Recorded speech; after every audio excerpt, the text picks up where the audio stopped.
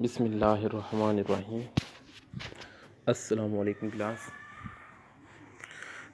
आज का हमारा जो टॉपिक है वो है इलेक्ट्रॉनिक डिस्ट्रीब्यूशन।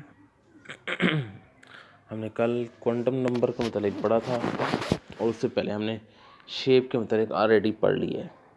ठीक है, जो आज का हमारा जो टॉपिक है वो है इलेक्ट्रॉनिक डिस्ट्रीब्यूशन, कि इलेक्ट्रॉन को किस तरह डिस्ट्रीब्यूट किया जाता है, कि इलेक्ट्रॉन को किस तरह सब शेल के अंदर फिल किया जाता है। ठीक है, मतलब कि मेरी बात का मुराद ये है कि हमें फिलिंग ऑफ इलेक्ट्रॉन देखना है कि हमने सब शेल के अंदर इलेक्ट्रॉन किस तरह फिल होते हैं। तो आइए देखते हैं।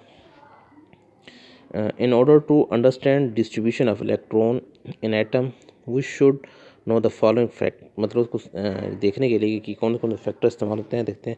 An orbital like S, P X, P Y and P Z.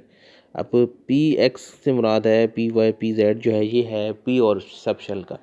P सब शेल के डी जनरेट ऑर्बिटल कौन से, पी एक्स, पी वाई और पी जेड। और P X D X Y के मतलब D X Y D Y Z, D Z X, D Z X square, D X square Y square, ये थे D के जो डी जनरेट ऑर्बिटल थे।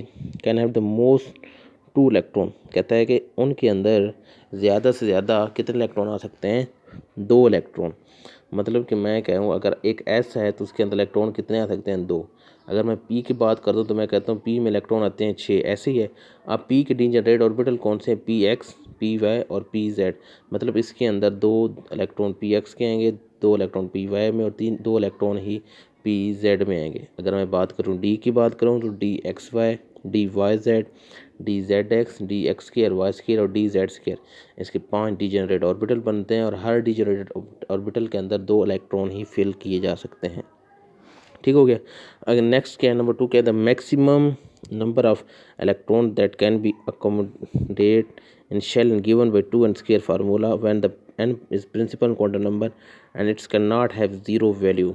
अब वो कहता है कि इस एक जो डीजेनरेट ऑर्बिटल है उसके अंदर ज़्यादा से ज़्यादा 2 इलेक्ट्रॉन आ सकते हैं। अगर मैं ये इलेक्ट्रॉन देखने हों कि एक शेल के अंदर कितने इलेक्ट्रॉन आ सकते हैं तो उसको देखने के लिए हम उसको मतलब कि एक डीजेनरेट ऑर्बिटल के अंदर कहता है 2 मैक्सिमम कितने इलेक्ट्रॉन, 2 आ सकते हैं, ऐसे ही है।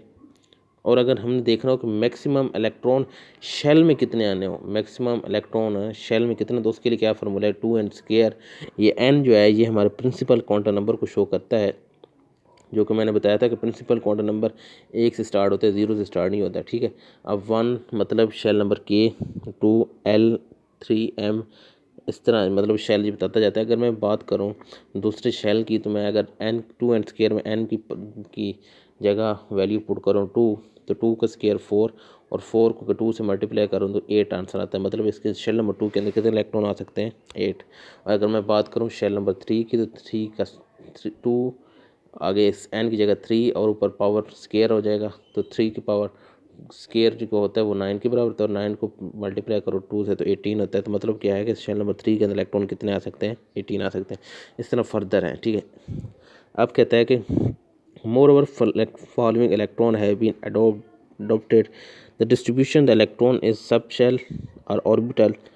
क्या अब इसको मतलब कौन कौन से रूल हैं जो इनके लिए हमें फिलिंग ऑफ इलेक्ट्रॉन मतलब बताते हैं। एक ऑफ बाहर रूल, एक फुली एक्सक्लूसिव रूल और एक हंड्स रूल। ये हमें 3 हैं जो हमें बताते हैं, प्रिंसिपल और 2 प्रिंसिपल और एक रूल है। ठीक है, अब प्रिंसिपल प्रिंसिपल और अब before we use these rules the subset should be arranged according to n plus l rule।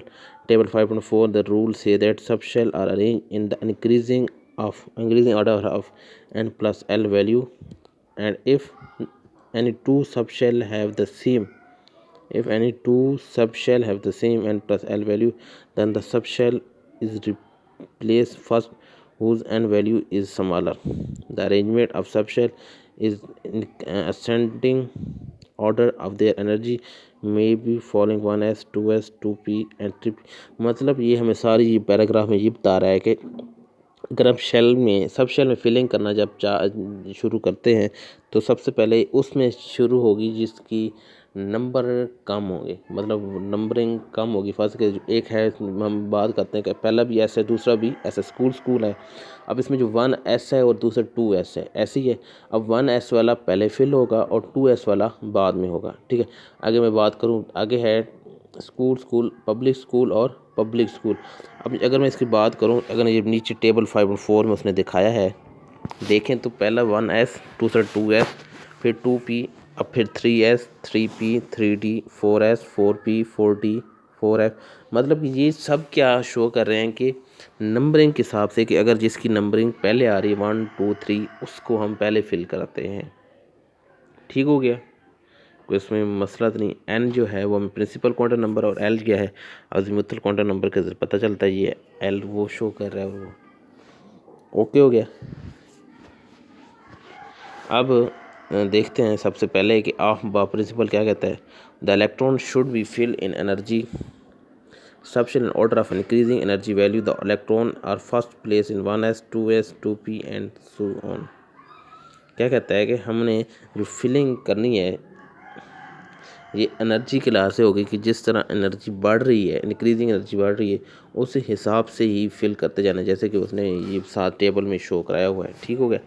आगे क्या है, फुली एक्सक्लूसिव प्रिंसिपल की बात करूं, the principle can be state as follow. It is impossible to electron standing in the same orbital of poly electron atom to have same value of for a quantum wave, or two electron in the same orbital should have opposite spin।